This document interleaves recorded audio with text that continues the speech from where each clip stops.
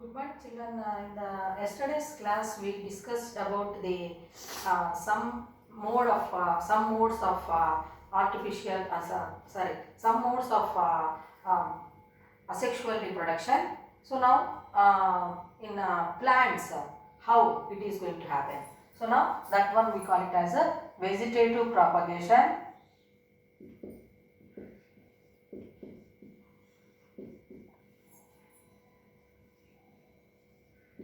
In plants.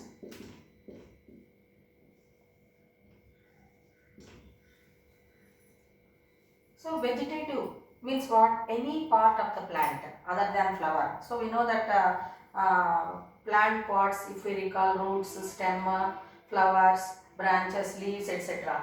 So we can observe vegetative birds and floral birds. So from vegetative birds, any part may develop, is going to develop, and floral birds, they are going to help in developing into flowers. So this vegetative propagation, how it is going to happen? So this vegetative propagation is sometimes in higher plants is happening by natural process, natural methods, or artificial. So in two ways the vegetative propagation is going to happen in plants. One is natural and artificial.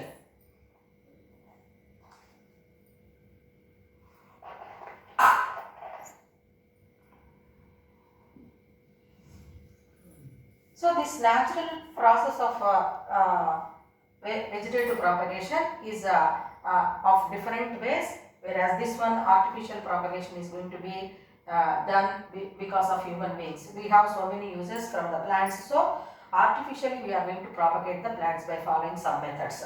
So that we will discuss later. Today we are going to discuss about the natural process of vegetative propagation in plants.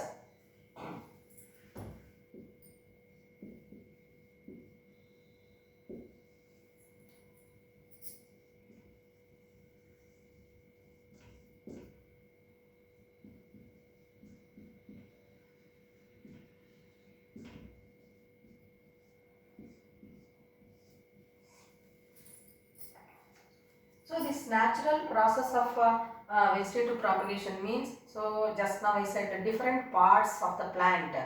Okay, so roots may help, or birds may help, or stems also may help in continuation of the species of different plants. So that one will come under natural process of vegetative propagation. So here vegetative birds I said, vegetative birds are going to help in propagating the plants. So how many types of birds we can see? Vegetative birds means they are said to be leaf birds, root birds, even stems, if we take, we call them as eyes of potato. Axillary birds we call them as, okay, leaf birds, root birds, even on the stem birds. So all these are going to help in propagating the plants. Vegetative, that one we call it as a vegetative propagation.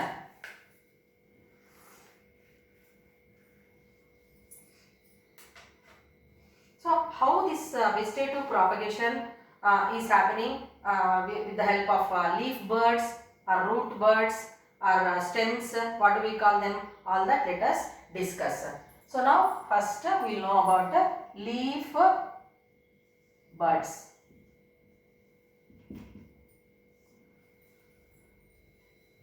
In some plants like bryophyllum, example bryophyllum.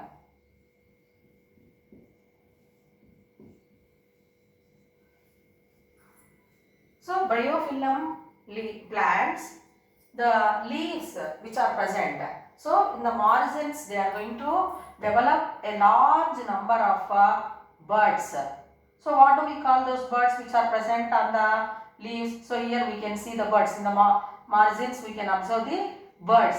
So as they are present on the leaves, so we call them as leaf birds or epiphyllous buds. Leaf buds are epiphyllous buds. So in the margins of bryophyllum, on the leaves, we are observing this epiphyllous buds. So when this plant, whichever is growing like this in a potted plant pot, so what is going to happen means when the leaf is going to come in contact with the ground or soil, so definitely what is happening means the leaf, when it comes in contact with the soil, this buds which are present on the leaves will develop roots like this. So then that plant portion, the leaf portion, when it is when this bud is pinched off, and it can be grown as a new individual plant. So n number of buds we are going to observe on the leaves of bryophyllum, which is helping in propagating the plant. So natural vegetative propagation is going to happen in the bryophyllum.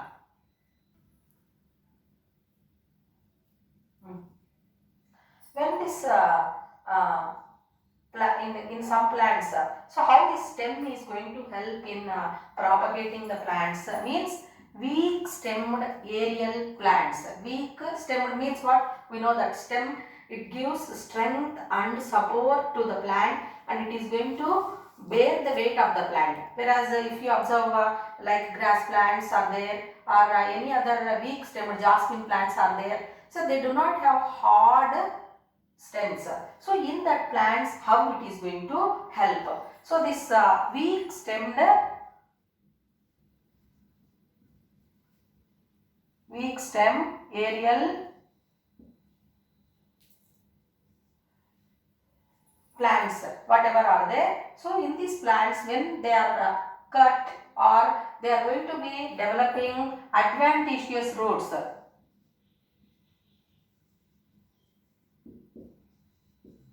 Adventitious roots. Then those plants, when they are detached then from the parent plant, obviously it is going to develop into a new plant. So we call them as runners. Examples, if we take a grass plant, grass plants.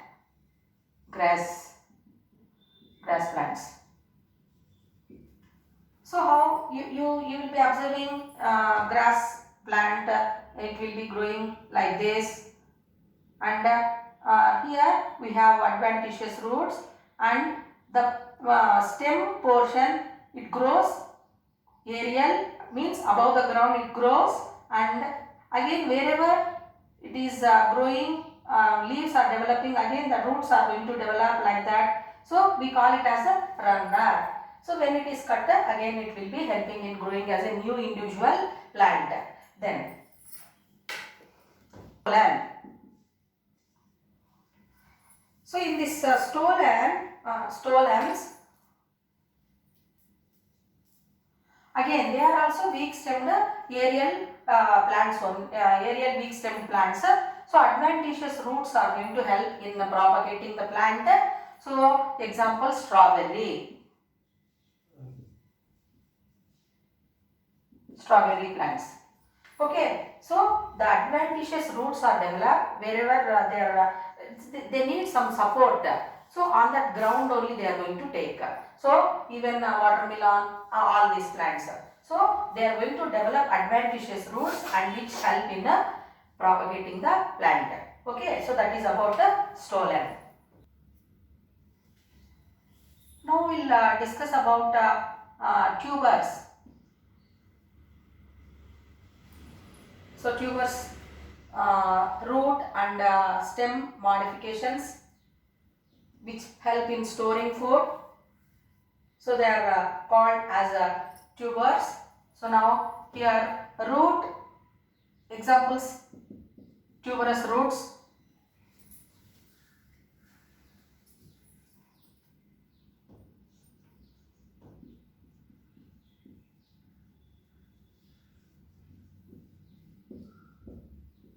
And here tuberous stems.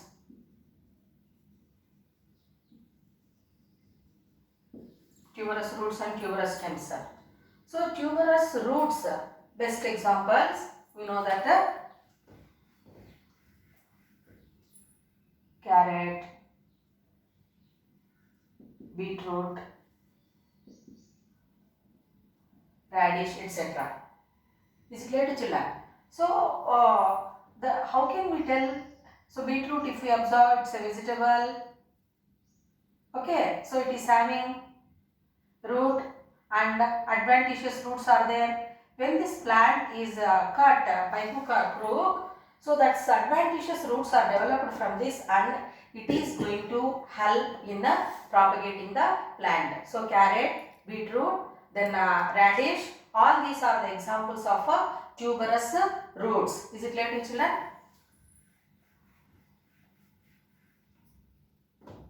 Now we'll discuss about tuberous stems.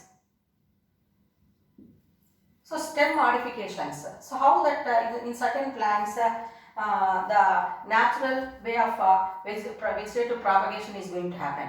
So one question I would like to ask you: have you observed any time potatoes which are brought in your house, light pink color buds? We can observe on the potato. If potatoes are kept for a longer period of time, we can see on the potato buds. Is it not, children?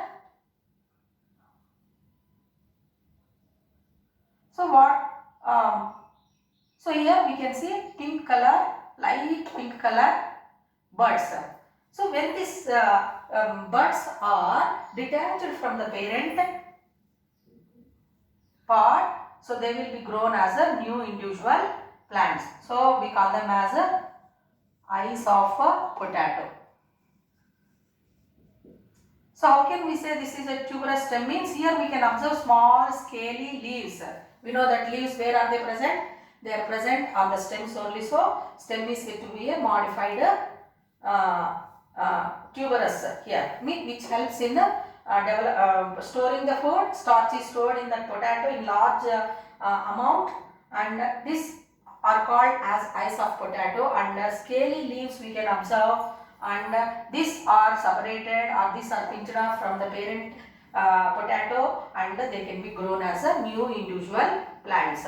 So best example, tuberous stem here, potato. Other vegetables are also there, like taro, yam. Yam means kandagadda we call, no children? Arvi we call it as. Then colocasia. In all these plants, the tubers are there which are going to help in propagating the plant in a natural process. One more question I would like to ask you. If you observe